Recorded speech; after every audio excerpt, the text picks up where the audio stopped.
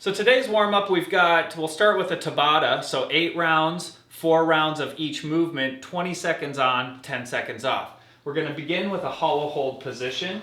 So this is just reaching through those fingertips, pushing through those heels, trying to maintain some stillness, balancing on that low back / hips. Now if you need to make a modification, you can always bring those knees up and reach those hands toward your heels, keeping those feet together and knees together if you need to make that modification. Your second movement is going to be the tabletop, so you're just staying straight on your back, driving into those heels. Your fingers are pointing toward your feet, and you're raising the hips, trying to keep a reverse plank position, board position. Imagine this is the table. So going from hollow hold to tabletop, 4 rounds each, 20 seconds on, 10 seconds off. From there, we go into our next section of our warm-up. We're going to start with some pass-throughs. So again, bringing that PVC. Now, if you don't have a PVC pipe, we use ski poles at the trailhead. You can also use just a broom handle if you've got a broom available to you at your house. Just something that you can use to bring your hands out wide enough to give you full movement through that pass-through.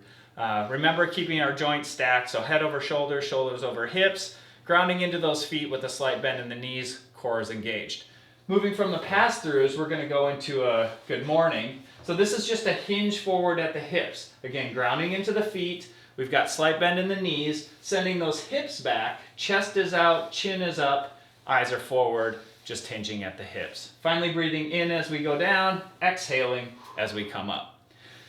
Next, we've got overhead squats. So simply pushing that pole to the ceiling and dropping those hips down into that squat position that we practiced on yesterday's warm-up.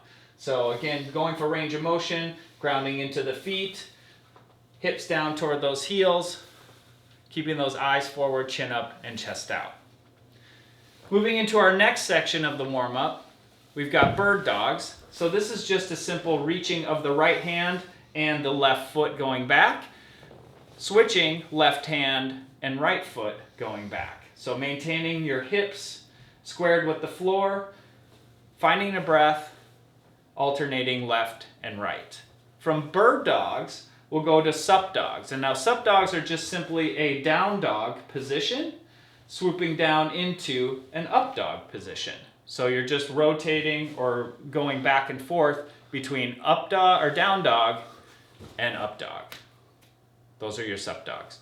Finally, we've got cat-cows.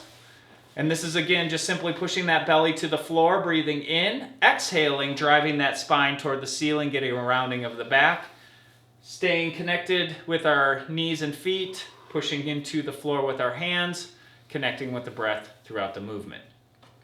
Our last set of exercises for this warm-up are clamshells. Now the key to the clamshell is keeping those feet together, bringing those feet back toward your hips, keeping your hips squared with the wall, eyes are forward, chest is out, and it's just a simple hinging of that knee at the hip, bringing your leg up and then back down. Smooth and control, staying connected with the breath. This movement's coupled with a plank.